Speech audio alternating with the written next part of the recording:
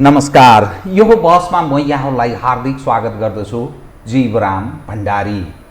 आज यहाँहरू सामुन्ने उपस्थित हुनुहुन्छ रघुजी पन्त। उहाँ नेकपा एमालेका स्थायी समिति सदस्य हुनुहुन्छ, लेखक, पुरानो एउटा अनुभवी पत्रकार पनि। मैले उहाँलाई एउटा विश्लेषकको, राजनीतिक विश्लेषकको रूपमा पनि बुझ्ने प्रयास गर्ने गरेको छु। आज म उहाँसँग हिजो बीपी स्मृति दिवस, आज पुष्पलाल स्मृति दिवस, यी दुई व्यक्तिहरूको नेपालको राजनीतिमा प्रजातन्त्र र राष्ट्रियताको सवालमा आफ्नो ठाउँमा महत्त्वपूर्ण योगदान रह्यो। खास गरी नेपालको राजनीतिक परिवर्तनमा बीपी र पुष्पलालले खेलेको भूमिका सधैँ त्यो आम मानिसहरूका माझमा लोकप्रिय रहिरह्यो र निरन्तरता त्यसैका अनुयायी पार्टीहरू, खास गरी नेपाली काङ्ग्रेस र नेपालका वामपन्थीहरूको नेपालको राजनीतिमा अहिलेसम्म पनि समाजमा वर्चस्व छ। उहाँहरूको त्यो योगदान एउटा महत्त्वपूर्ण छ।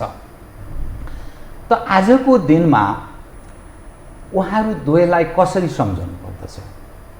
नेपाली काङ्ग्रेस 3 सालमा स्थापना भएको काङ्ग्रेस, 6 सालमा स्थापना भएको नेपाल कम्युनिस्ट पार्टी, यहाँसम्म आइपुग्दा कम्युनिस्टहरू बहुत ठुलो झाँगिएका छन् र नेपालको राजनीतिमा सबैभन्दा ठुलो शक्तिको रूपमा नेपालका कम्युनिस्ट पार्टीहरू, जो भलै टुक्रा टुक्रा छन् तर एक ठाउँमा जोड्ने हो भने सबैभन्दा शक्तिशाली राजनीतिक शक्तिको रूपमा नेपालको राजनीतिमा छन्।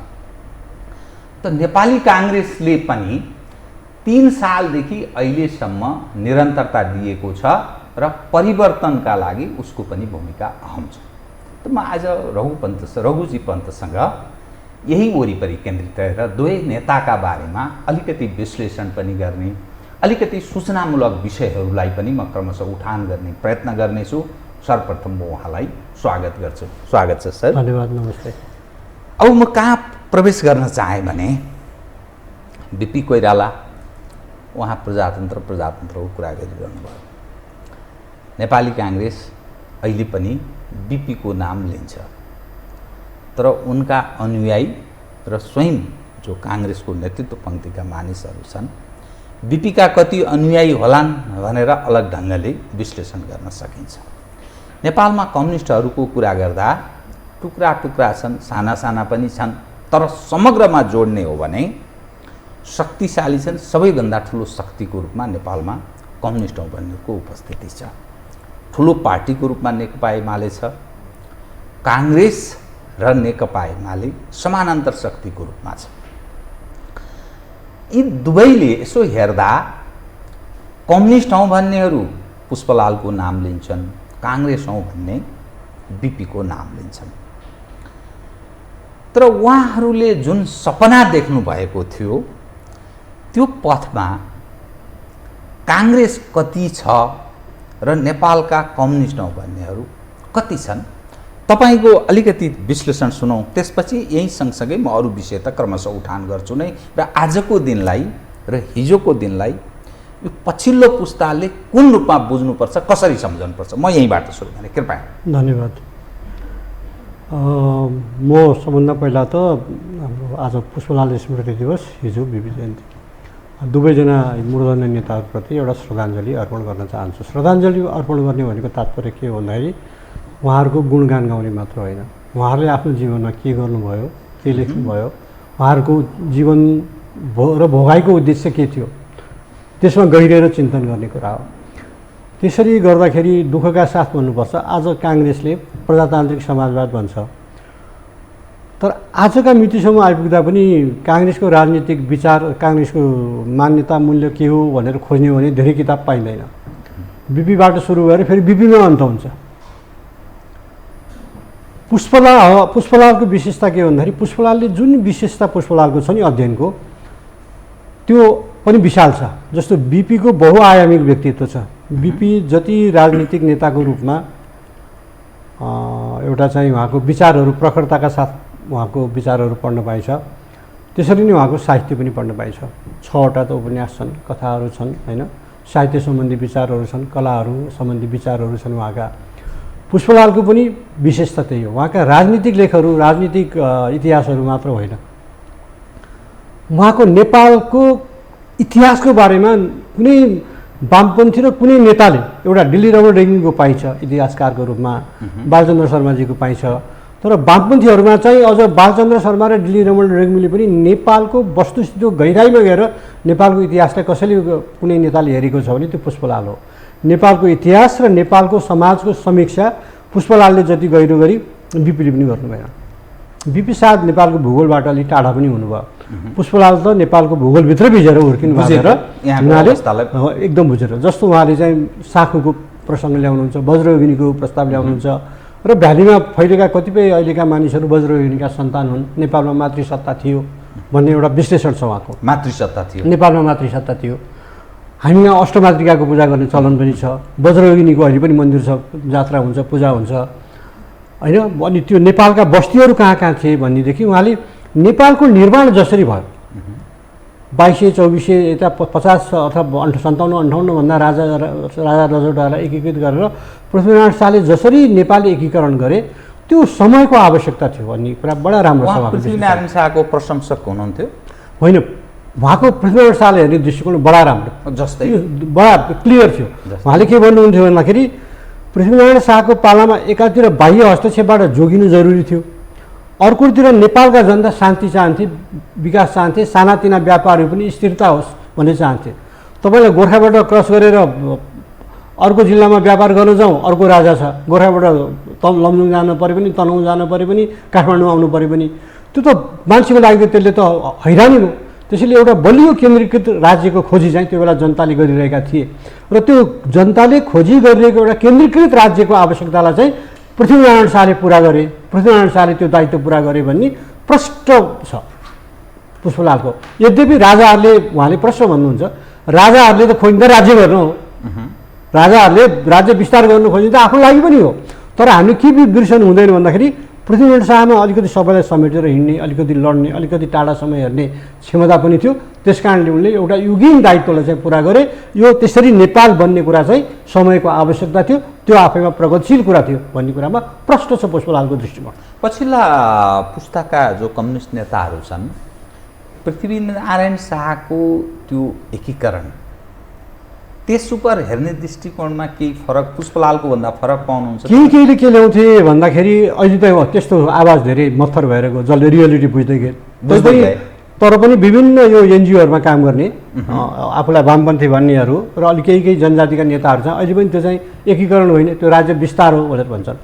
म त भन्छु होइन, अलिकति त्यो यस्तो विचार आओस्, नेपाल एकीकृत नहोस्, कन्सोलिडेट नहोस्, नेपालमा जातीय एउटा चाहिँ विभाजन अलिकति चर्कोस् भन्ने त बाह्य शक्तिहरूको इन्ट्रेस्ट छ नि। यहाँ चाहिँ होइन धर्म प्रचार त्यत्तिकै भएको छैन, यहाँ चाहिँ बाह्य घुसपेठ त्यत्तिकै भएको छैन नि। नेपालमा वामपन्थीहरू विक हुन् भन्ने, कमजोर हुन् भन्ने चाहन्छन्। किन भन्दाखेरि अहिलेसम्म राष्ट्रियताको सवाललाई, देशभक्तिको सवाललाई सबभन्दा बलियो गरी उठाउने भनेकै वामपन्थीहरू हुन्। काङ्ग्रेसले दिल्ली सम्झौता गरेर त समर्पण गरेको हो नि, त्यो दिल्ली सम्झौताको पनि विरोध गरेर सुरु, कसले विरोध कहाँबाट सुरु भन्दाखेरि त मूलत त्यसलाई अगाडि बढाउने काम त नेपाल कम्युनिस्ट पार्टीले गर्यो। त्यसैले देशभक्ति चाहिँ वामपन्थीहरूको एउटा मेजर एउटा चाहिँ एजेन्डा रहेको छ। एजेन्डा मात्र होइन, त्यसप्रति उनीहरूको समर्पण पनि छ। त्यसो हुँदाखेरि त्यो लेफ्ट मुभमेन्टलाई कमजोर गर्न त लेफ्ट मुभमेन्टभित्र यस्ता विचार, देशलाई हेर्ने, देशको इतिहासलाई हेर्ने, देशका विभूतिहरूलाई हेर्ने, देशका निर्माताहरूलाई हेर्ने, देशको समग्र प्रणालीलाई चाहिँ हेर्ने नयाँ दृष्टिकोण दिन नसके तर विखण्डनको कुराहरू रोपिदिने काम त अहिले पनि बाह्य शक्तिहरूले गरि नै रहेका छन्। तर त्यो स्वर बिस्तारै नेपाली जनताको राष्ट्रवादी देशभक्तिपूर्ण भावनाको अगाडि त्यो कमजोर हुँदै गएको छ। त्यसैले मैले भन्नु खोजेको कुरा के हो भन्दाखेरि पुष्पलालमा यो थियो, उनले भानुभक्तलाई नै प्रगतिशील ढङ्गले हेरेका छन्। भानुभक्तको विचारमा हामी जान्न नसकौँला, उनले भानुभक्तको बारेमा, देवकोटाको बारेमा विचार व्यक्त गरेका विचारहरूले के देखाउँछ भने पुष्पलालको अध्ययन, म कम्युनिस्ट पार्टीको घोषणापत्र उहाँले जुन छाप्नुभयो नि, त्यसको त्यो घोषणापत्र कसरी पढ्ने भन्ने पनि लेख्छ उहाँको। छापिसकेपछि 6 सालमा 5 सालमा उहाँले अनुवाद गर्नुभयो, त्यसलाई पहिलोचोटि कलकत्तामा पैसा उठाएर साथीभाइ कहाँ ल्याएर छाप्न दिनुभयो, पुलिसले थाहा पायो, कलकत्ताबाटै प्रेसबाट त्यो सामान पनि लग्यो, पैसा पनि डुब्यो। त्यसपछि फेरि अर्कोचोटि पैसा जम्मा गरेर छाप्दा उहाँलाई 1 वर्ष लाग्यो। त्यो बेला उहाँले अरू 4वटा किताब पनि अनुवाद गर्नुभएको छ। तपाईँले त्यो घोषणापत्र कसरी पढ्ने र त्यो घोषणापत्र लेख्दाको पृष्ठभूमिबारे जसरी नेपालको पृष्ठभूमि विश्वको पृष्ठभूमिबारे जसरी पुष्पलालले व्याख्या गर्नुभएको छ, पुष्पलाललाई त्यो बेला नै त्यति जानकारी रहेछ। जब यो अहिलेको जस्तो जमाना होइन, किताबहरू नै एकदम कम पाउने जमानामा, राणाशाही रहेको जमानामा के थियो होला, तर पनि पुष्पलालको वैचारिक परिपक्वता ती रचनाहरू पढ्दा देखिन्छ। त्यसैले देशलाई हेर्ने के हो, किन नेपाल पुनर्एकीकरण भएको। पृथ्वीनारायण शाहको पालामै पृथ्वीनारायण शाहको आफ्ना कुनै भाइसँग नि ठ्याक मिलेन, किनभने पृथ्वीनारायण शाहले राज्य बाँड्न चाहेन। जसरी यसै मल्लले बाँडे, जसले पहिला चाहिँ सेन राजाहरूले बाँडे, त्यसरी राज्य चाहिँ राज्य बाँड्ने कुरा होइन, यो अखण्ड हुन्छ, खण्ड खण्ड हुँदैन। माधव घिमिरेले एउटा कवितामा लेखा पनि छन्, यो खण्ड खण्ड गरेर अंश घर जग्गा सम्पत्ति सुनचाँदी बाँडा जस्तो बाँडिने कुरा राज्य होइन। यसै मल्लले त्यही गल्ती गरे होइन। मानदेवको पालामा नेपाल त विस्तार थियो, लिच्छवी कालमा पनि नेपालको ठुलो रूप थियो, मल्लकालमा पनि नेपाल ठुलो रूप थियो भन्दाखेरि त्यसरी ठुलो नेपाल टुक्रिएको अवस्थामा फेरि यो नेपाललाई पुनर्एकीकरण चाहिँ पृथ्वीनारायण शाहले गरेको हुन्। त्यसैले मानदेवले गरेको एकीकरण ठिक हुन्छ कि हुन्न? त्यो ठिक हुन्छ भने, यसै मल्लले गरेको एकीकरण ठिक हुन्छ भने पृथ्वीनारायण शाहले गरेको चाहिँ बेठिक हुन्छ भन्न सकिन्छ। आखिर एकीकरण त लडाइँबाटै भयो। मानदेवको भन्नुहोस्, यक्षे मल्लको भन्नुहोस्, पृथ्वीनारायण, किनभने त्यो बेला मात्र किन संसारमा कुन चाहिँ एकीकरण फुलले हिर्काएर भएको छ लौ भन्नु त। भारतमा हेर्नुहोस्, अश्वमेध गर्ने राजा महाराजा कथा पढ्नुहोस्, घोडा छोड्थे, या त आत्मसमर्पण गर्दै या त लड। ब्रिटिसहरूले संसार के फकाएर ल्याएर सबलाई कब्जै गरेका हुन्, सेना प्रयोग गरेर तिनका अत्याचार अहिले पनि पढ्दा रौठाडा हुन्छ भन्दाखेरि, अनि त्यो पृथ्वीनारायण शाहले जुन ढङ्गले विद्रूप चित्रण गरिएको छ त्यसलाई चाहिँ वैचारिक रूपमा एउटा सैद्धान्तिक रूपमा चाहिँ बडा राम्रोसँग पुष्पलालले नेपाल यो आवश्यकता थियो है यो एकीकरण। यो अहिलेको पछिल्लो शासन प्रणाली र यसका शासकहरू पृथ्वीनारायण उप हेर्ने दृष्टिकोण के राख्दछन् र तपाईँ चाहिँ के ठान्नुहुन्छ कि पृथ्वीनारायण शाहमाथि यसको अर्थ ठुलो अन्याय भएको छ? म तपाईँलाई खास गरेर पृथ्वीनारायण शाहप्रति नेगेटिभ ढङ्गले, अलि नकारात्मक ढङ्गले हेर्ने कुरा चाहिँ यो माओवादीहरू अलि बाहिर आएपछि भयो।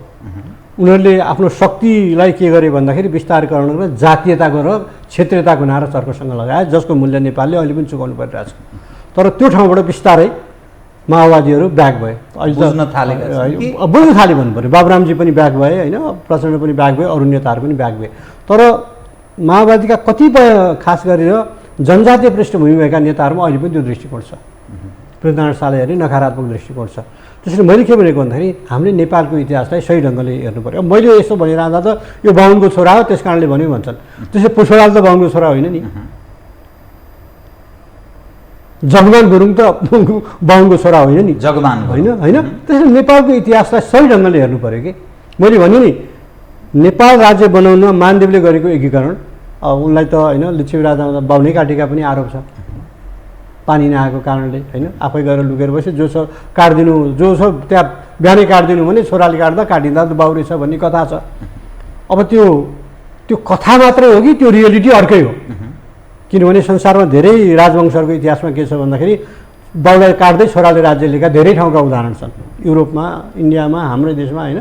त्यसो हुँदाखेरि त्यो मानदेवले गरेको राज्य विस्तारले नेपालको एउटा जग त बन्यो नि, प्राचीन कालमा नेपाल रहेछ भन्ने बन्यो नि, त्यो त पोजिटिभ कुरा हो।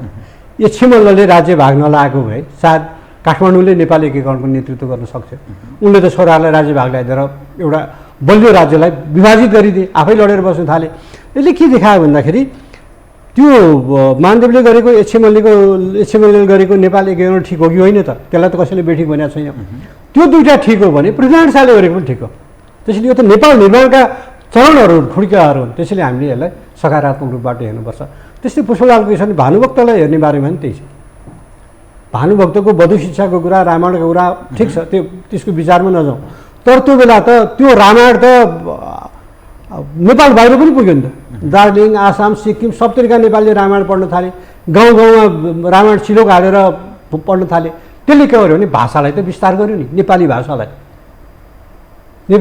फैलायो। त राज्य बन्न, राष्ट्र बन्न एउटा साझा भाषा पनि चाहिन्छ, त्यो नेपाली भानुभक्तको दिन त्यो हो। भन्दाखेरि यो पूर्वाग्रहबाट माथि उठेर हेर्ने दृष्टिकोण जुन छ नि आफ्नो देशलाई, आफ्नो देशको निर्माणलाई, आफ्नो देशको इतिहासलाई, त्यो एउटा परिपक्व दृष्टिकोण चाहिँ पुष्पलालमा पाइन्छ र सुरुमा बरुवा दृष्टिकोण बिपीमा पाइँदैन। बिपीको राष्ट्रियतालाई हेर्ने, नेपाललाई हेर्ने, उहाँका भनाइहरू पनि कतिपय चाहिँ विवादास्पद भएका छन् नि।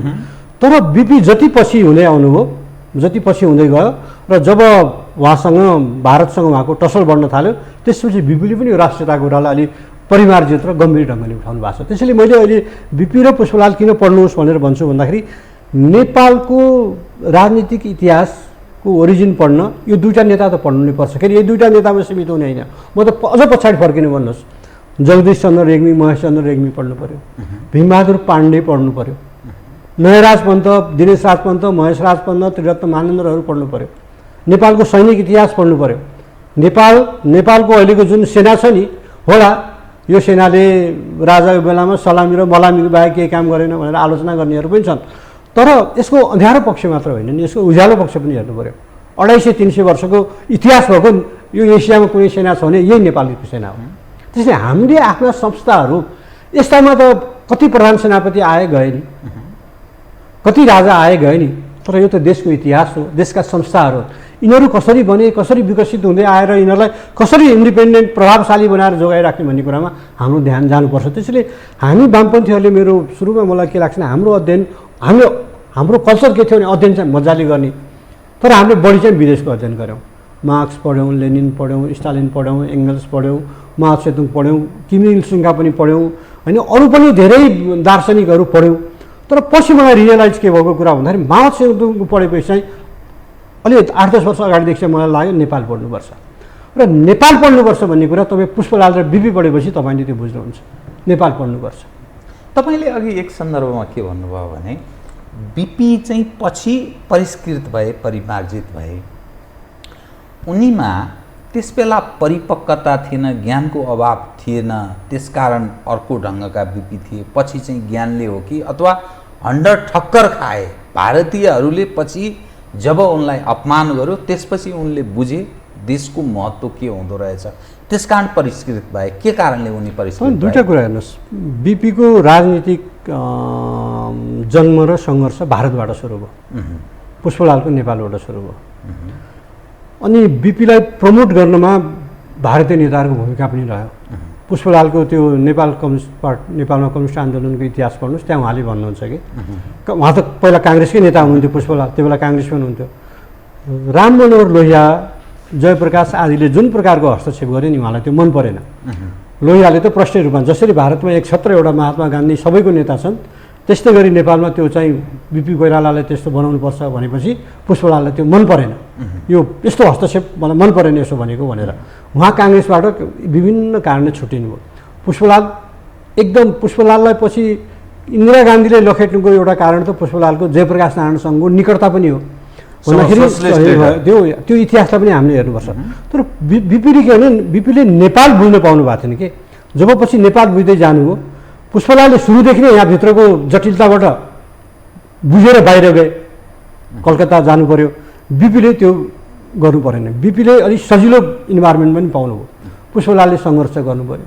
बनारसमा जब आफू अब कम्युनिस्ट पार्टी बनाउनुपर्छ, मार्क्सवाद ठिक छ भन्ने लागेपछि बिपीले त्यहाँका किताब पसलबाट यो प्रगतिशील मार्क्सवादी उपन्यास, साहित्य, दर्शनका किताबहरू ल्याएर बनारसका विद्यार्थीहरूलाई बेचेर आफ्नो खर्च त्यसरी उठाउनु भयो। बिपीले त्यो दुःख गर्नु परेन, पश्चिममा दुःख पुष्पलालको जीवनमा रह्यो। तर पनि किन यी दुई धारका शीर्ष नेता किन पढ्नुपर्छ भने पढ्नु भनेको फेरि वामपन्थीले पुष्पलाल पढे पुग्छ होइन, वामपन्थीहरूले पनि बिपी कोइरालालाई त्यत्तिकै गम्भीरता साथ र विश्लेषणात्मक रूपले पढ्नुपर्छ। र काङ्ग्रेस जो आफूलाई प्रजातन्त्रवादी हामी काङ्ग्रेस हौँ भन्छन् तिनीहरूले पुष्पलाल त पढ्नै पर्छ नेपाल बुझ्न। यी बिपी र पुष्पलाल नपढिकन हामी नेपालको प्रजातान्त्रिक आन्दोलन, नेपालको वामपन्थी आन्दोलन, नेपालको लोकतान्त्रिक आन्दोलनलाई सही ढङ्गले बुझ्न सक्दैनौँ। त्यसैले यो दुईवटालाई किन पढ्नुपर्छ म यति मात्र भन्दिनँ। म त महेन्द्रका पनि अब धेरै कृति त छैन, राजाहरू भए होइन, तर उनीहरूले त्यो बेला लिएका कुराहरू, यदुनाथ खनाल, अब यदुनाथ खनालजीको के हो भन्दाखेरि उहाँको बारेमा अरूले लेखिदिएको कुरा छ, उहाँ आफैले लेखेको, वास्तवमा हाम्रो डिप्लोमेसीको, हाम्रो कूटनीतिको एउटा मूर्धन्य व्यक्तित्व मानिन्छ, तर उहाँकै आफ्नो कृति सरदार यदुनाथ कम छन्। अब भीमबहादुर पाण्डेको त्यस वखतको नेपाल, मैले त साथीहरूलाई भनिदिन्छु त्यो पार्टीको क्लास चलाउँदा त्यो किताब राख है, जगदीश चन्द्रका कुरा राख है, महेश चन्द्र रेग्मीका कुरा राख है, त्यस साफल्य काठमाडौँ बुझ्ने हो भने साफल्य अमात्यका कुराहरूबाट पुष्पम लोचन श्रेष्ठ भनिन्छन्, यी पढ्नु पर्यो। हाम्रो हाम्रो त काष्ठकलाको, वास्तुकलाको, मूर्तिकलाको एउटा समृद्ध इतिहास छ नि। र अहिले नै म भन्नुहोस्, मैले पनि धनबज्र वज्राचार्य पढ्नु पऱ्यो। धनबज्र वज्राचार्यले दुईवटा महत्त्वपूर्ण कृति हामीलाई दिएर जानुभयो। दुईवटा त्यो अभिलेख सङ्ग्रह छ उहाँको, लिच्छवीकालीन अभिलेख सङ्ग्रह र मध्यकालीन नेपालको अभिलेख सङ्ग्रह के भने दुईवटा सिन्हासले छापेको, त्यो त फेरि छापिए हुन्थ्यो भन्ने लाग्छ। त्यहाँबाट हामीलाई धेरै कुरा बुझ्न पुग्छौँ। एसियामा 2500 झन्डै 2000-2500 वर्षको एउटा लिखित इतिहास भएको देश नेपाल हो। चाइनिजहरू आफूलाई 4000-5000 वर्षको लिखित इतिहास भएको देश भनेर गर्व गर्छन् नि। भन्दाखेरि यति समृद्ध, यति लामो अमेरिकाको इतिहास कति लामो छ भन्नु त? भन्दाखेरि हामीले त एसियाको दुईवटा सभ्यताको बिचमा जसरी हामी हुर्क्यौँ, यी दुवैतिर रहेका फेरि समृद्ध सभ्यता हुन्। भारतमा पनि चिनमा पनि शक्तिशाली देश हुन् र यिनीहरूको पनि आफ्नो एउटा गौरवशाली लामो इतिहास छ। त्यो बिचमा हाम्रो इतिहास पनि कमजोर छैन। यो बुझ्न त हामीले पढ्नु पऱ्यो नि, नेपाल पढ्नु पऱ्यो। र नेपालमा अरूले त लेखेकै छैन होइन, कि पुष्पलालको कि वामपन्थीमा मदन भण्डारीको, मनमोहनजीको नि कृति कम छ भन्दाखेरि हामीले बिपीको पनि पढ्नु पऱ्यो। बिपी पनि पढ्नुपर्छ नेपाल बुझ्नको लागि, नेपालको राजनीतिक विकास बुझ्नको लागि, नेपाली साहित्यको समृद्धि बुझ्नको लागि बिपी पढ्नुपर्छ। मौलिक रूपमा यी दुवै नेताको के फरक पाइन्छ? बिपी कोइराला र पुष्पलाल र पछिल्लो समयमा काङ्ग्रेस र कम्युनिस्टहरू बिचको सहयात्रा सहकार्यको इतिहास, 46 को आन्दोलन, 62-63 को आन्दोलन, यी यावत दृश्य पनि देखिन्छ। त मौलिक रूपमा यी दुई नेताले जान खोजेको बाटो के थियो? अहिलेको काङ्ग्रेस र अहिलेका कम्युनिस्टहरूको यात्रालाई तुलना गर्दा त्यो कहाँनिर पाइन्छ? बिपी सामूहिक थिए राजनीतिक रूपमा। बिपीलाई त्यो बेलाको नेपालको राजनीति होइन राजदरबारले बुझेको भए मुलुकको डेमोक्रेसीको कोर्स साथ छुट्टै हुन्थ्यो। बिपीमा एक खालको अलिकति अभिमान, म अहङ्कार भन्दिनँ, अभिमान पनि थियो। राजा र मेरो घाँटी जोडिएको छ भन्ने। उहाँले अरू शक्तिलाई देख्नु भएन। उहाँले अरू शक्तिलाई देखेको भए सायद बिपीको पालामा पनि सायद बहुदल आउन सक्थ्यो। पुष्पलालले बारम्बार आग्रह गर्नुभयो। सायद समय बिपीको बेलामा सायद यसो परिस्थिति हेर्दा समय पनि भएको थिएन कि उहाँले त्यो, मैले भने नेपालको आन्तरिक वस्तुस्थितिलाई बुझ्ने कुरामा चाहिँ पुष्पलालको तुलनामा बिपी कमजोर हो। पुष्पलालले यो बुझ्नुभयो वामपन्थी आन्दोलनले मात्रै नेपालमा डेमोक्रेसी आउँदैन, हामी कम्युनिस्ट एक्लै अगाडि बढ्न सक्दैनौँ भनेर उहाँले जहिले पनि संयुक्त आन्दोलनको नारा दिनुभयो। एकदम प्र्याक्टिकल नारा छ नि। नेपालमा संसद विघटनपछि संसद पुनर्स्थापित गर भन्ने पहिलो नारा दिने मान्छे त पुष्पलाल हो नि, गिरिजाप्रसाद कोइराला होइन। 17 सालमा जब राजाले विघटन गरे त्यो बेला त कम्युनिस्ट पार्टीको कति थियो र 75-77 कति सिट थियो नेपाली काङ्ग्रेसको, कम्युनिस्ट पार्टीको 4 सिट थियो। 4 सिट भएको कम्युनिस्ट पार्टीले के गर्यो भने राजाले उहाँको भनाइ थियो, राजाले खाएको संविधान राजाले छेर्नुपर्छ, छेर बालु छेर भन्ने उहाँको भनाइ थियो। भन्दाखेरि त्यो पछि त त्यसको सामूहिकता 4-5 वर्षपछि त गुम्यो। तर पुष्पलालले संसद पुनर्स्थापनाको नारा सुरुमा दिनुभयो, त्यो बेठिक थिएन। भन्दाखेरि पुष्पलालको नेपालको राजनीतिलाई बुझ्ने कुरामा चाहिँ एउटा परिपक्व धारणा थियो, हामी एक्लैले पनि सक्दैनौँ, काङ्ग्रेसलाई यसको नेता बनाउनै पर्छ, काङ्ग्रेससँग मिलेर जानुपर्छ, बिपी नेता हुन्छन् भने ठिक छ भन्ने थियो बात होइन। आफ्नो पार्टी स्वतन्त्र बनाऊ, हामीले आफ्नो आन्दोलन स्वतन्त्र गर्नुपर्छ, तर लोकतन्त्र ल्याउने हो भने चाहिँ राजाले त्यत्तिकै दिने, राजासँग चाहिँ सङ्घर्ष गर्ने भने काङ्ग्रेस र हामी वामपन्थी मिल्नुको विकल्प छैन भन्ने कुरा पुष्पलालले सुरुदेखि अन्तिमसम्म भने। बिपीले त्यसलाई प्र्याक्टिकल्ली सुन्न चाहनु भएनन्। त्यही बिपीसँग पटक बिपीसँग मङ्गलादेवीले गरेको प्रसङ्ग कुरा, बिपीसँग के अरे पुष्पलालले र मङ्गलादेवीको भेटमा भएको कुरो, अनि गणेशमान र पुष्पलालको भेट हुँदाखेरि भएका इन्फर्मल कुरा रोचक छ। मङ्गलादेवीले गएर एकचोटि बनाएर भनिन्छन् हाम्रो चाहिँ पुष्पलाललाई भेटेर, ए भाइ पुष्पलाल भाइ, यी बुढाहरूले गर्दैन, ल तिमी र म मिलेर सुरु गरौँ भनेर। मङ्गलादेवी पनि त्यो आँट रहेछ कि। अनि गणेशमानले पनि गएर एक्लै, किनभने गणेशमान बिपीलाई क्रस गर्न नसक्ने। तर जब बिपी रहेनन् आखिर त्यो पुष्पलालको संयुक्त जनआन्दोलनको सिद्धान्तलाई कार्यान्वयन गर्ने। अब गणेशमानजी साह्रै ठुलो थ्योरिटिसियन त होइन नि, विचारक त होइन, फाइटर नेता हो। तर त्यो फाइटर नेताले त्यसको औचित्य र आवश्यकता चाहिँ बुझ्यो कि र सक्सेस पनि भयो। त्यसले मैले भने के भन्दाखेरि किन पढ्नुपर्छ बिपीलाई भन्दाखेरि बिपीको साहित्यको पाटो एकसँग राख्थ्यो। तर नेपाललाई बिपीले पछि जसरी व्याख्या गर्दै आउनु भएको छ नि, नेपाललाई उहाँले जसरी यसलाई चाहिँ अलिकति पछि उहाँको इतिहासमा पनि अलिकति रुचि गएको देखिन्छ, जसरी उहाँले यसलाई चाहिँ डेभलप हुँदै आएर नेपालको राष्ट्रियताको बारे एउटा अडान लिनुभयो नि जीवनको अन्तकालतिर त्यो चाहिँ परिपक्व थियो बिपीको। तर पुष्पलालको चाहिँ सुरुदेखि थियो, क्लियर थियो। भारतको बारेमा पनि उहाँका 2-4वटा लेख छन् पुष्पलालका। त्यहाँ उहाँले एकदम उग्र विरोध गर्नु भएको छैन, तर प्रष्ट आफ्नो देशको देशभक्तिपूर्ण अडान राख्नु भएको छ। भारतीय एकाधिकार पुँजीवाद नेपाललाई आफ्नो बजार बनाउन चाहन्छ, त्यही एकाधिकारलाई माने प्रतिनिधित्व गर्ने भारतका शासकहरू नेपाललाई यसरी गर्न चाहन्छन्। त्यसले नेपालको आफ्नो अडान हुनुपर्छ।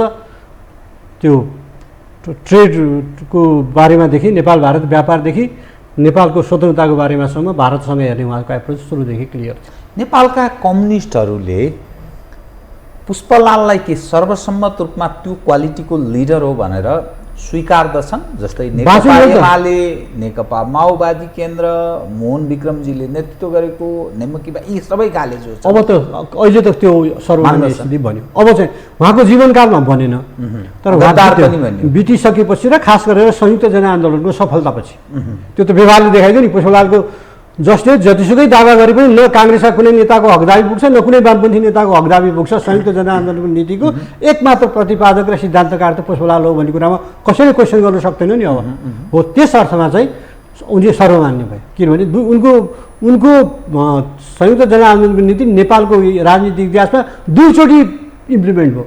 एकचोटि 46 सालको आन्दोलनमा, एकचोटि 62-63को आन्दोलनमा।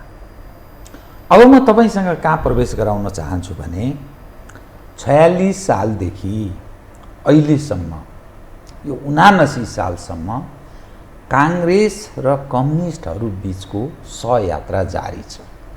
नेपालको सन्दर्भको अवस्था हेर्दा अन्ततोगत्वा राजनीतिको अर्थ सबल राष्ट्र, त्यो देशका नागरिक समुन्नत हुने, अर्थात् समृद्ध नागरिक, त्यस्तो कल्पना गरिन्छ। देश पनि समृद्ध होस्, नागरिक पनि सुखी हुन् भन्ने सायद बिपीले पनि त्यही सोचे, सायद पुष्पलालले पनि त्यही सोचे। लामो समयदेखि काङ्ग्रेस र कम्युनिस्ट बीच सहयात्रा पनि छ, कतिपय सवालमा एकअर्का बीच प्रतिस्पर्धा पनि छ। त देश यसो हेर्दा, तुलना गर्दा हामी यो साउथ एसियामा यो भनिँदा असाध्यै अन्यथा जस्तो हुन्छ, सर्वाधिक कमजोर अवस्था जस्तो अफगानिस्तानलाई छोडिदिने हो भने हामी सर्वाधिक कमजोर छौँ। काङ्ग्रेस र कम्युनिस्ट बीचको सहयात्रा त छ, तर मुलुकले खै फड्को मारेको, नागरिकको अवस्था किन यस्तो छ, कहाँनिर समस्या हो बताइदिनुहोस् त। बिपी र पुष्पलाल स्रष्टा र द्रष्टा थिए, सिर्जना पनि गर्थे र त्यसलाई इम्प्लिमेन्ट गर्ने द्रष्टा पनि थिए। यसरी त्यो भविष्य देखेर भविष्यको लागि आफूले स्रष्टाको रूपमा सिर्जना गरेका कुरालाई यसरी, विचारहरूलाई यसरी इम्प्लिमेन्ट गर्ने भन्ने उन पनि थियो। अब अहिलेका धेरै नेताहरू स्रष्टा र द्रष्टा त हुँदै भएनन्, भ्रष्ट धेरै भयो। किन भन्दाखेरि उनीहरूको केन्द्रबिन्दुमा के रह्यो भन्दाखेरि सत्ता, शक्ति, सम्पन्नता। सत्ता, शक्ति र सम्पन्नतालाई उनीहरूले अहिले चाहिँ आफ्नो जीवनमा अब कति दुःख गर्ने भन्ने जस्तो, त्यो उनीहरूको जीवन, अहिलेका शीर्ष नेताहरूको जीवन हामी कसैको लागि पनि प्रेरणादायी छैन। जसरी बिपीको छैन, बिपीको जीवनले जसरी हामीलाई चाहिँ एउटा चाहिँ अनेक कठिनाइ, उनलाई पनि आर्थिक कठिनाइहरू त हामी उनकै लेखहरूमा पाउँछ नि, तर पनि उनले विदेशीसँग हात थापेनन्, अप्ठ्याराहरू सहेर बसे भाइले गरेको सहयोगमा। पुष्पलाल त बिपीभन्दा नि आर्थिक रूपले धेरै अप्ठ्यारोमा बसे, भोकै बसे, भिजीको चना खाएर बसे, सातु खाएर बसे। कसैसँग बनारसमा उनले इन्डियन आफ्ना कामरेडहरूसँगै मलाई अप्ठ्यारो पऱ्यो भनेर भन्दाखेरि त हात थाप्न सक्थ्यो नि, तर उनले कहिले भनेन। भन्दाखेरि र पुष्पलालका ती कुराहरूबाट हामी पहिला प्रेरणा लिन्छौँ। बापरे बाप, यस्तो कठिनाइमा पनि टिक्नुपर्छ, आफ्नो विचारमा, आफ्नो सिद्धान्तमा, आफ्नो मान्यतामा, आफ्नो मूल्यमा, र दुःख गरेर बरु जीवन चलाउने हो, तर आफ्नो विचारबाट, आफ्ना मान्यताबाट दायाँ बायाँ नहुने हो भन्ने पुष्पलालको थियो, बिपीको थियो। यो बिपीको यो मान्यतालाई काङ्ग्रेसहरूले छोडे र पुष्पलालको यो मान्यतालाई अहिलेका धेरै वामपन्थी नेताहरूको, सबैको म भन्दिनँ, अहिले पनि वास्तवमा एउटा जनशैली, एउटा सिम्पल जीवन बिताउनुपर्छ भन्ने वरिष्ठ नेताहरू पनि छन्। दुवै वामपन्थी आन्दोलनमा छन्, एमालेमा पनि छन्, तर नेताहरूको जुन शीर्ष पङ्क्ति छ नि, उसको जीवनशैलीले चाहिँ अहिलेको वामपन्थी नेताहरूको शीर्ष नेताहरूको जीवनशैलीले चाहिँ कार्यकर्ताहरूलाई प्रेरणा दिँदैन। काङ्ग्रेसको त झन् कुरै गर्नु पर्दैन। त्यो जुन नेपालको राजनीति जुन कोषमा छ नि, अब यो कति सान्दर्भिक कति असान्दर्भिक, सम्पन्न भयो स्थानीय तहको निर्वाचन भर्खरै, जो खास गरी नयाँ पुस्ता छ 30 बिलो 30 वर्ष मुनिका पुस्ताहरू, त्यो काङ्ग्रेसको इतिहास, नेपालका कम्युनिस्ट पार्टीहरूको नेतृत्व पङ्क्तिको त्यो इतिहासको त्यति बुझ्ने प्रयास गर्दैन। हामी यो अवस्थामा प्रवेश गर्नुको पछाडि, यहाँ पुग्नुको पछाडि, जो हामी गुजाराका लागि विदेश जानुको पछाडि सम्पूर्णको जिम्मेवार यो नेतृत्व हो भन्ने सायद ठान्दछ। त्यसैले कता कता त्यो विकल्पको खोजी मानिस गर्न खोजेको जस्तो अर्थ लाग्छ। चाहे काठमाडौँको महानगरको सम्पन्न निर्वाचनको परिणाम भन्नुहोस्, या धरानको भन्नुहोस्, या सुदूरपश्चिम धनगढीको पनि उदाहरण दिन सकिन्छ। र जुन खालको क्रमशः अलोकप्रिय नेतृत्व पङ्क्ति हुँदैछ, पार्टीहरू उप धेरै प्रश्नहरू मानिस उठाउन थालेका छन्। यसले कहाँनिर सच्याउनु जरुरी छ, के यो थेगिन्छ त भन्ने अर्को एउटा ज्वलन्त जुन प्रश्न छ, कहाँनिर चुक्दैछन् नेतृत्व र सच्याउनु पर्ने ठाउँ चाहिँ कहाँनिर छ? चुकेको त व्यवहारमै हो, केही विचलनहरू पनि हुन्, मान्यताहरूमा विचलन पनि हुन्। जसरी पनि सत्ता पहिलो कुरा होइन नि, सत्ता प्राथमिकतामा गयो, सत्ता प्राथमिकता होइन, गयो विचार हो। अहिले त त्यही भयो नि त। त्यसैले म के भन्छु भन्दाखेरि सत्ता र शक्ति प्राथमिक ठान्नु हुँदैन, त्यसलाई आउने जाने कुरा ठान्नुपर्छ। पुस्तौनीबाट राजा हुने राजाहरू त गयो भने अब प्रधानमन्त्री, राष्ट्रपति हुने, उपप्रधानमन्त्री, मन्त्री हुनेहरूले मन्त्री 6 महिना गर्दै मन्त्री जाँदा आँसु चुहाउने, यत्रो अनुहार लाउने हो र होइन नि। त्यो त आउने गइराख्ने कुरा हो। मूल कुरा तपाईँको ध्येय, तपाईँ पार्टीमा लाग्नुको उद्देश्य, तपाईँको पार्टीको कार्यक्रम, जनताको हित, देशको हित, यो मुख्य कुरा हो। मैले तपाईँलाई यो कुरा किन पनि भनेको भन्दाखेरि इतिहास पढ्नुपर्छ। काङ्ग्रेसभित्र पनि दुःख गरेका सङ्घर्षशील साथीहरू छन्। मैले यो बिचमा 2टा किताब पहिला पनि सर हेरेको थिएँ अरे। पुरुषोत्तम बस्नेतजीले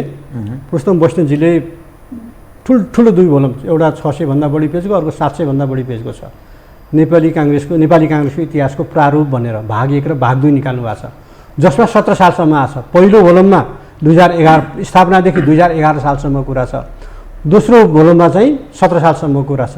सायद उहाँले अब 17 सालदेखि यताको तेस्रो चौथो अब कसरी लेख्नुहुन्छ त्यो पनि लेख्नै बाँकी छ, लेख्नु होला। अब उमेर पनि भइसकेको छ, तर लेख्नुहोस् भन्ने मेरो आग्रह छ।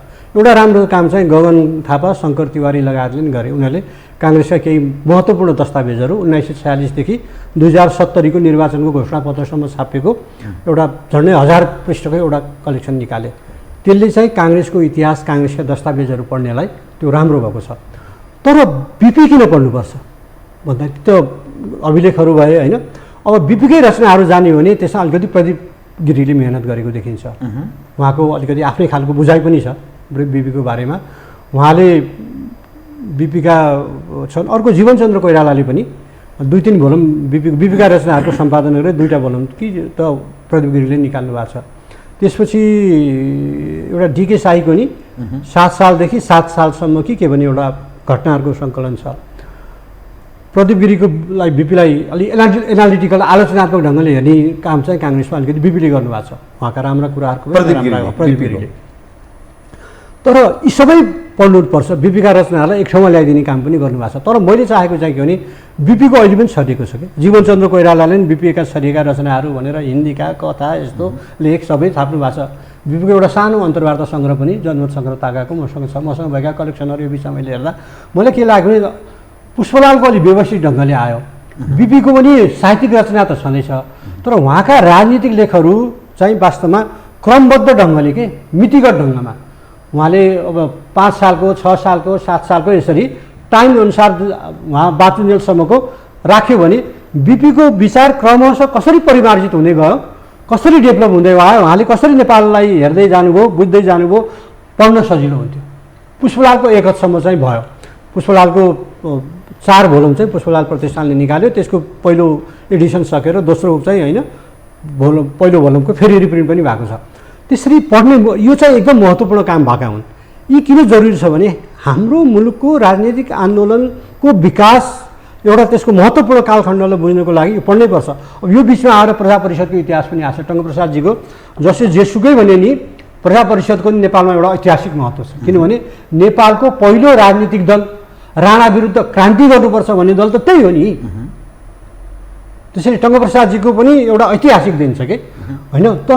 त्यसको सम्बन्धमा धेरै कुराहरू थिएनन्, तर अहिले बिस्तारै केही अरविन्द रिमालले केही टङ्कप्रसाद आचार्य प्रतिष्ठानले निकालेको हुनाले यी कुराहरू नेपालको राजनीतिक आन्दोलनका विद्यार्थीहरूले पढ्नुपर्छ। अहिले म त दिक्क लाग्छ, अहिलेको कतिपय साथीहरू उमेरको कुरा निकाल्छन्, म राजनीतिमा उमेरलाई काउन्ट गर्दिनँ। उसको सामयिकता छ, उसको विचारमा परिपक्वता छ भने 80 वर्ष पुगोस् न, ऊ विचारले लिड गर्न सक्छ भने लिड गर्न सक्छ।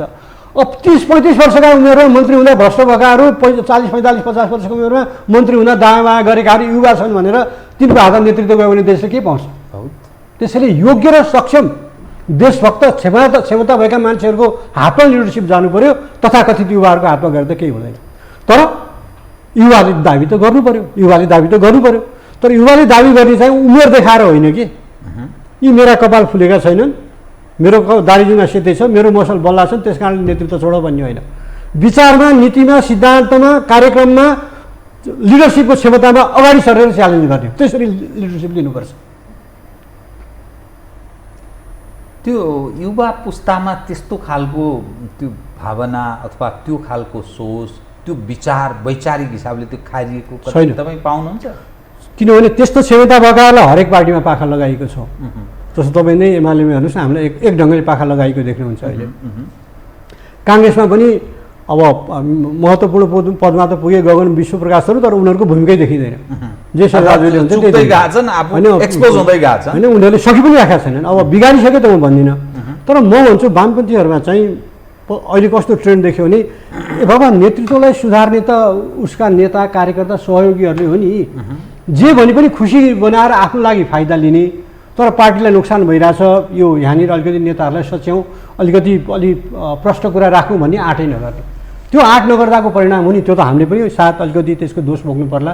यत्रो सरकार गिर्यो, पहिलो पङ्क्तिका नेताहरू दोषी होला होइन, पदीय दायित्वले सबभन्दा धेरै पार्टी अध्यक्ष प्रधानमन्त्री भएकोमा त्यसको जिम्मेवारी केपीमा जाला, प्रचण्डमा जाला, माधव नेपालमा जाला, वामदेवमा जाला।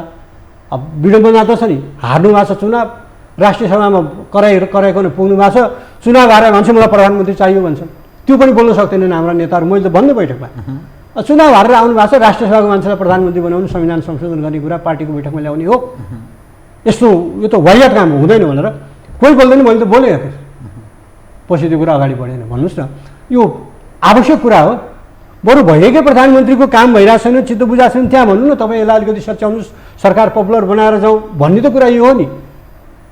संविधान संशोधन गरेर राष्ट्रिय सभाको मान्छेलाई प्रधानमन्त्री बनाउने भन्ने प्रस्तावसम्म हाम्रो पार्टीको बैठकमा आयो, स्थायी कमिटीको बैठकमा। यी यस्ता धेरै कमजोरीहरूले गर्दाखेरि भइरहेको सरकार गिर्यो। म तपाईँसँग अब तपाईँले अहिले कसलाई गाली गर्नुहुन्छ? सडकमा म गाली खान्छु, गाडेर हिँड्ने नेताहरूलाई त मान्छेले भेटेर भन्दैन, तर हामी जो सडकमा टेम्पोमा बसमा अथवा पैदल हिँड्छौँ उनीहरूलाई त भन्छौँ भइरहेको सरकार चलाउन सकेन, उमरा के खोज्छौ भनेर भनिदिन्छन्। किन रातो मुख लाउनु पर्छ भन्दाखेरि त हामीले फर्केर हेर्नु पऱ्यो नि आफूलाई। हाम्रो नेतृत्वले पनि हेर्नु पऱ्यो। र एक प्रकारले के भएको छ भन्दाखेरि अब चाहिँ करिब सबै पार्टीका शीर्ष नेताहरूको अपिलिङ चाहिँ कम भएको छ कि जनतामा। त्यो त्यसले नयाँ पुस्ता अराजनीतिक स्वतन्त्रहरूको किन आइरहेछ भन्दा कारण यो पनि हो। त्यसले हामीले यो कारणको वैचारिक नेतृत्वको सङ्कट देखिँदैछ त्यसमा। त्यो सर्वसम्मत प्रकृतिको छैन नै, तर पार्टीभित्रै पनि भइरहेका अब मोदी के भइरहेका पार्टीहरूप्रति जनतामा सन्तुष्ट पनि छैन, विकल्प पनि छैन। अब भइरहेका पार्टीहरूको विकल्प स्वतन्त्र त हुन सक्दैनन्, हुँदैनन्। त्यसैले भइरहेका पार्टीहरूले सचिनु पर्यो। किन क्षमता म के छ नि, यिनै पार्टीहरूमा अन्तर्निहित क्षमता छ। एमालेमा जुन अन्तर्निहित शक्ति छ नि त्यो म झलझली देखिरहेको छु कि त्यो सचिन नेकपा एमालेमा अन्तर्निहित, म अरू कुनै पार्टीमा नेकपा एमालेमा अन्तर्निहित शक्तिलाई कसरी समग्रमा प्रयोग गर्ने भन्ने कुरा नेतृत्वमा त्यो क्षमता देखिनु पर्यो। द्रष्टा हुने भन्ने कुरा त्यही हो। त्यो आफ्नो शक्तिलाई देखेर त्यसको सम्पूर्ण प्रयोग, त्यसको लागि त क्षमता भएका योग्यता भएका सबै मानिसहरूको नेता बन्न सक्नु पर्यो, ती सबैलाई चलाउन सक्नु पर्यो, ती सबैलाई हाँक्न सक्नु पर्यो। नेता भनेको सबै काम म गर्छु भन्ने मान्छे नेता हुँदैन। सबै काम म भन्छु। राजा महेन्द्रबाट एउटा कुरा सिक्नुपर्छ हामीले नेपालका नेताहरूले, योग्य मान्छे खोजी ल्याऊ, फकाइ ल्याऊ। त्यो गरेका छन् राजाले। महेन्द्रको क्वालिटी त्यो हो। अमर गुरुङ विशेष मेरो अमर गुरुङसँग 2-4 कुरा भएको छ। राम्रो सङ्गीतकार हो।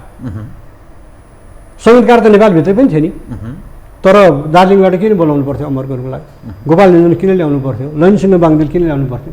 किनभने लयनसिंह बाङदेल आफ्नो समयका कला चेतनामा चाहिँ एडभान्स मान्छे थिए भन्ने कुरा त देखियो।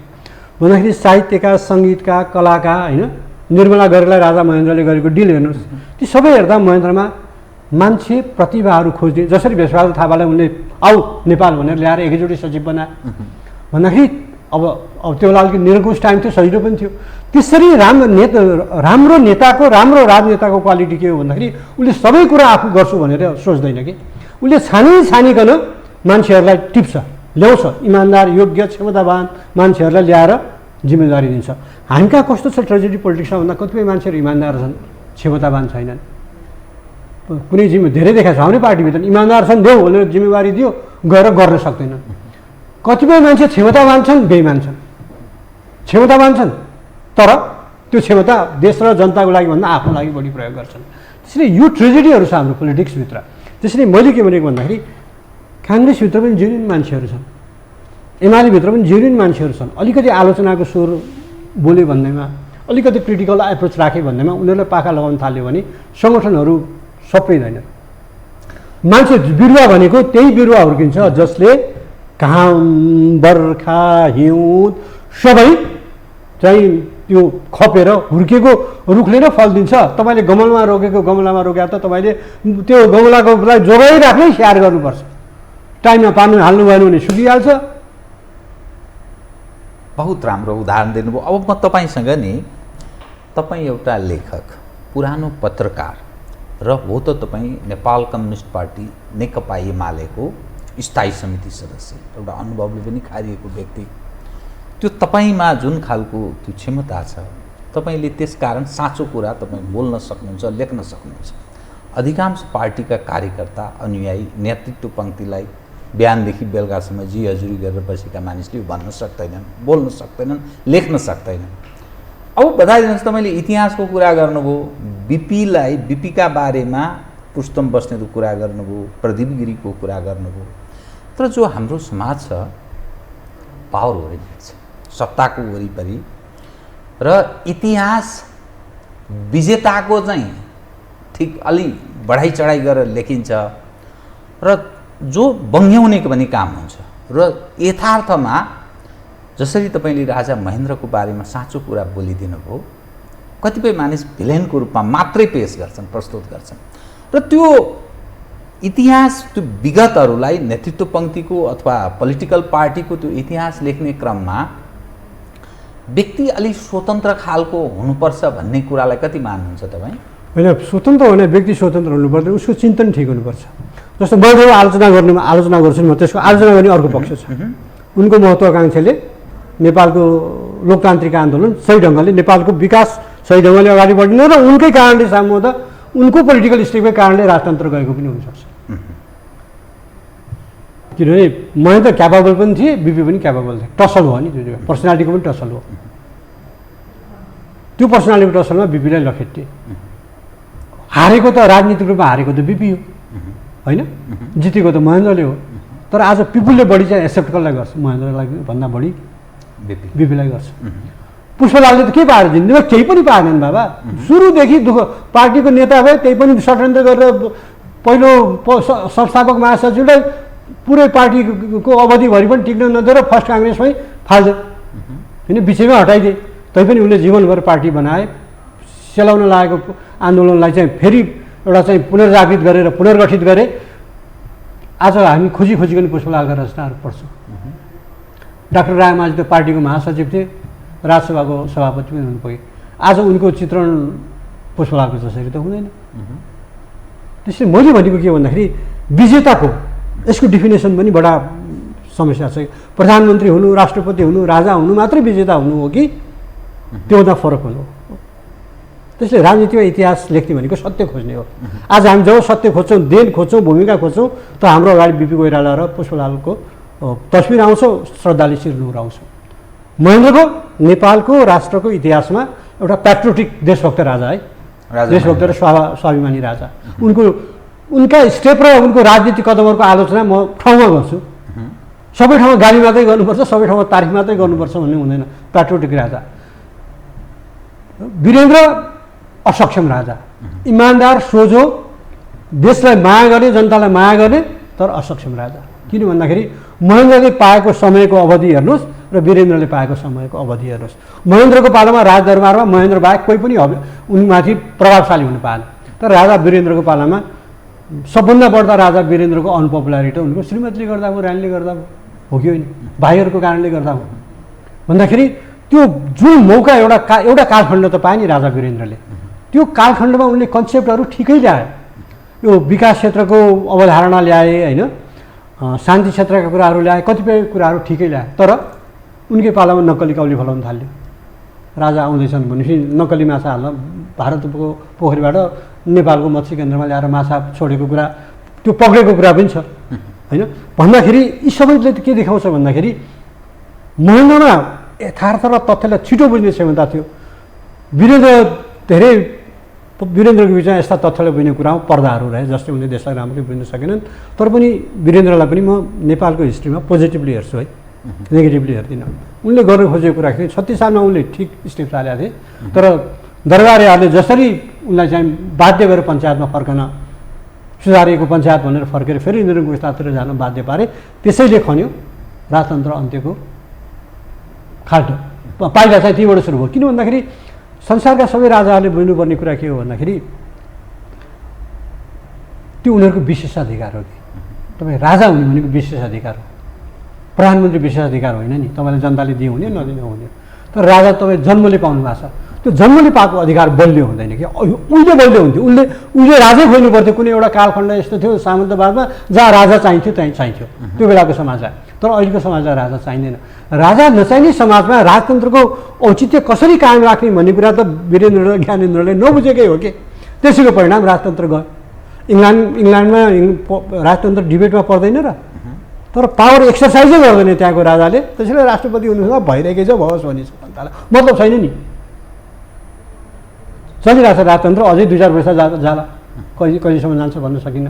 तर डानाको कुरा हेर्नु भने चार्ल्स कति अनपपुलर थिए होइन, उनको एक्स्ट्रा म्यारिटल होइन विवाहित सम्बन्धहरूले गर्दा, छोराछोरीको सम्बन्धले गर्दा एलिजाबेथ त्यतिकै टेन्सनमा परिन्। कुनै कालखण्डमा एलिजाबेथ र प्रिन्स फिलिपकै चाहिँ उनको बुढाबुढीकै नेपालै आउँदा उनीहरूको ठ्याक मिलाएको थिएन भन्ने कुरा हाम्रै कतिले लेखा छन् भन्दाखेरि त्यो त भइहाल्छ नि।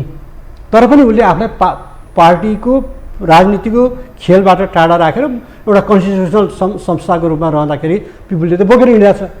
त्यो यथार्थ नेपालको राजतन्त्र र नेपालका राजतन्त्रका नजिक रहेकाहरूले बुझ्नु पर्थ्यो, बुझेनन् गयो। त्यसले गणतन्त्र समयको माग हो कि, त्यसैले यो गणतन्त्र उल्टाउँछु बेकार छ। तर हाम्रो यो खतरामा छैन होइन, गणतन्त्र होइन, म राष्ट्रियता खतरामा छु, अरू कुनै कारणले होइन। राष्ट्रियता चाहिँ खतरामा हो। हाम्रो राष्ट्रियता भनेको कसका रातारात हाम्रो नेताहरूको कारणले, त्यो सिस्टम दोषी, सिस्टम दोषी होइन, यिनीहरू मतलब समस्यामा सिस्टममै जान्छ नि। यसो हुँदा तपाईँले भन्नुहोस् न, जसरी शेरबहादुरले वात चाहिँ पश्चिम सेती पनि अरुण पनि होइन, पश्चिम सेती पनि इन्डियालाई दिने भने पश्चिम सेती इन्डियालाई दिने के जरुरी थियो? तपाईँले जति धेरै इन्डियालाई दिनुहुन्छ सबैले तपाईँले टोकरी जतिमा आफ्नो अन्डा एउटै टोकरीमा हाल्नुहुन्छ, तपाईँ भारतप्रति पूर्ण निर्भर हुनुहुन्छ। त्यो गर्नै हुँदैन। हामी भारतबाट राजनीतिक रूपमा स्वतन्त्र हुन चाहन्छौँ भने हामीले आफूलाई आर्थिक रूपमा स्वतन्त्र र आत्मनिर्भर बनाउने बाटो खोज्नै पर्छ। जति दुःख गरेर पनि खोज्नुपर्छ, यसको विकल्प छैन। त्यसैले फेरि तपाईँको जलस्रोतको त बिल्डिङ बनाएको छ, अहिले बिजुली बेचिराख्नु भएको छ, दङ्ग पर्नुहुन्छ, हिउँद आएपछि किन्नुपर्छ। त्यो हिउँदमा बिजुली नकिन्नुको लागि त तपाईँलाई पाउन्डको प्रोजेक्टहरू अर्थात् पोखरीमा बाँधमा आधारित जलाशयमा आधारित प्रोजेक्टहरू चाहिन्छ। अनि जलाशयमा आधारित प्रोजेक्टहरू विदेशीलाई दिने हो, राष्ट्रहित सोच्नु पर्दैन। अनि यो प्रचण्डको ताल हेर्नुहोस्, दिल्लीबाट बोलाउनु पाएको छैन, जाने मोदीले नेभेटी पनि ठिक छ, लाजै मर्नु। हाम्रो उहाँको नेपाली राजदूतावास अहिलेसम्म विदेश सचिवले भेट्दा छैन, महिनौ भइसक्यो। यहाँ चाहिँ भारतीय राजदूत आउनु पाएको छैन, प्रधानमन्त्री, राष्ट्रपति, विदेश सचिव, परराष्ट्र सचिव, विपक्षी दलका नेताहरू सबलाई भेटिसके। राष्ट्रियता यस्तो कारणले उयो पनि छ। त्यसैले आफ्नो मर्यादामा नेताहरू बस्नु सक्नु पर्यो। भारतले यसो मधेसी दलहरूलाई चलाउँछ, तिनीहरूको समर्थन नभइकन सत्तामा जान सकिन्न, त्यसैले अलिक खुसी पार्नुपर्छ भन्ने जुन मनस्थिति नेपालका नेताहरूमा छ, वामपन्थी नेताहरूमा पनि छ केही। र यो नेकपा एमालेको विभाजन पनि म तपाईँलाई भन्छु, मसँग प्रमाण नहोला, तर मेरो विश्लेषण के छ भन्दाखेरि बाह्य खेल थियो, विभाजनमा बाह्य खेल थियो। नेकपा एमालेको कि नेकपाको विभाजनमा पनि नेकपा एमालेको विभाजन दुवै विभाजन होइन। त्यसमा हाम्रा नेताहरू अब को परि म भन्न सक्दिनँ, तर मलाई मसँग प्रमाण पनि छैन, तर यस्ता कुराको प्रमाण पाइँदैन नि विश्लेषण गरेर हेर्ने हो। नेपालमा लेफ्ट मुभमेन्ट एक ठाउँमा रह्यो भने त एउटा स्ट्रेन्थ छ, तपाईँले भने जस्तो नफुट्ने हो भने सबभन्दा बलियो शक्ति छ।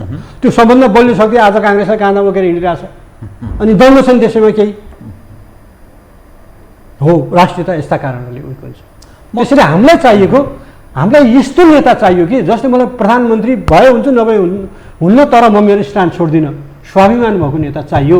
तपाईँलाई भन्नुहोस् नेपालको पूर्व प्रधानमन्त्री जयशङ्करलाई घरमा भेट्न जाने हो, उसले देखाइदियो हैसियत नाइट सुट लाएर।